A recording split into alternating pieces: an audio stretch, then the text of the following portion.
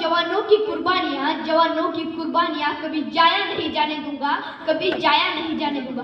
अध्यक्ष महोदय, पूज्य गुरुजन वर्ग आणि माझ्या बालमित्र मैत्रिणींनो, मी शुभम दिलीप खेडे इयत्ता 7वी ड चा विद्यार्थी तुमच्या पुढे विषय सादर करीत आहे. जय जवान जय किसान, जय जवान जय किसान. हे चार शब्द केवळ घोषवाक्य नाही, तर आपल्या भारताच्या अस्तित्वाचे, स्वाभिमानाचे आणि विश्वासाचे जे मूळ मंत्र आहे. हा संदेश भारताचे माजी पंतप्रधान लाल बहादूर शास्त्री यांनी दिला. त्यांनी सांगितलेला हा संदेश आजही तितकाच प्रेरणादायक आहे, कारण आपल्या भारताच्या सीमा रक्षणाची जबाबदारी जवानांची असते. आपल्या भारताच्या सीमा रक्षणाची जबाबदारी जवानांची असते आणि आपल्या भारताच्या अन्न रक्षणाची जबाबदारी ही आपल्या शेतकऱ्याची असते. हो, ही आपल्या शेतकऱ्याची असते. एकाच्या हातात बंदूक तर दुसऱ्याच्या हातात नांगर, एकाच्या हातात बंदूक तर दुसऱ्याच्या हातात नांगर. यांच्या कष्टामुळेच तर आहे भारताचा सुंदर संसार, यांच्या कष्टामुळेच तर आहे भारताचा सुंदर संसार. सीमेवर उभा जवान हा फक्त सैनिक नसतो, तर तो आपल्या सुरक्षित भविष्याचा पहारेकरी असतो. कडकडणारी थंडी असो, रगडणारे ऊन, कडकडणारी थंडी असो, रगडणारे ऊन, मुसळधार पाऊस असो, तो प्रत्येक संकटाला हसत सामोरे जातो. तो प्रत्येक संकटाला हसत सामोरे जातो. आपल्या कुटुंबापासून दूर राहून भारत मातेच्या रक्षणासाठी आपल्या प्राणाचे बलिदान देतो, आपल्या प्राणाचे बलिदान देतो.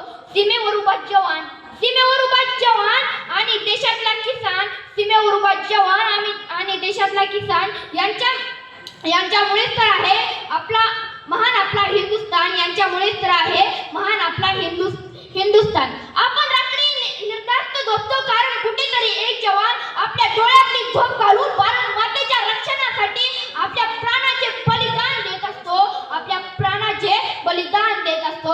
त्याच्या रक्ताचा प्रत्येक थेंब हा तिरंग्याची मान उंचावत असतो, त्याच्या रक्ताचा प्रत्येक थेंब हा तिरंग्याची मान उंचावत असतो.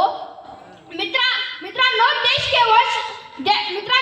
केवळ सीमेमुळे जिवंत नाही, तर देश अन्नामुळेही जिवंत आहे. आणि हे अन्न देणारा आपला शेतकरी पहाटेपासून रात्रीपर्यंत ऊन, वारा, पाऊस यांची तमा न बाळगता तो अत्यंत कष्ट करत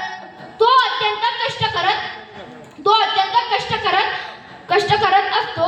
कारण त्याला माहित असते, जर आपण आज कष्ट केले नाही, तर आपल्या भारताची जनता उपाशी मरेल, आपल्या भारत देशाने संरक्षण क्षेत्रात खूप प्रगती केलेली आहे. अत्याधुनिक हत्यार, शूर सैनिक यांच्या बळावरती भारत हा शूर जवान असलेल्या देशांपैकी एक बनलेला आहे. आपल्या भारतातील शेतकऱ्यांनी ही खूप प्रगती केलेली आहे. अत्याधुनिक शेतीची उपकरणे, ठिबक सिंचन, सुधारित बियाणे यांसारख्या अनेक गोष्टीमुळे भारतातील किसान हा खूप प्रगती करत आहे. पण हवामानातील अचानक बदल असो, पाण्याची कमतरता असो किंवा उत्पादनाचा खर्च आणि बाजारातील अस्थिरता यांसारख्या अनेक संकटांना शेतकऱ्याला सामोरे जावे लागते. म्हणून समाजाने आणि शासनाने शेतकरी आणि जवान यांच्या पाठीशी ठामपणे उभा राहिले पाहिजे. कारण जवान नसेल तर सीमा नसत्या सुरक्षित. कारण जवान नसेल तर सीमा नसत्या सुरक्षित. आणि आपला शेतकरी नसेल ना, तर ताट नसेल समृद्धी. शेवटी मी जाता सर्वांना एवढाच उद्देश करतो की आपल्या भारताचे संरक्षण करणाऱ्या प्रत्येक जवानाचा सन्मान केला पाहिजे.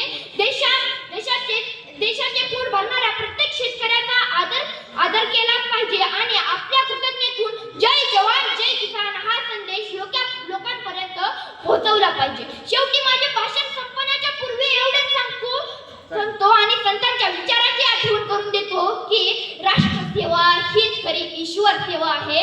राष्ट्रसेवा हीच तर खरी ईश्वर सेवा आहे.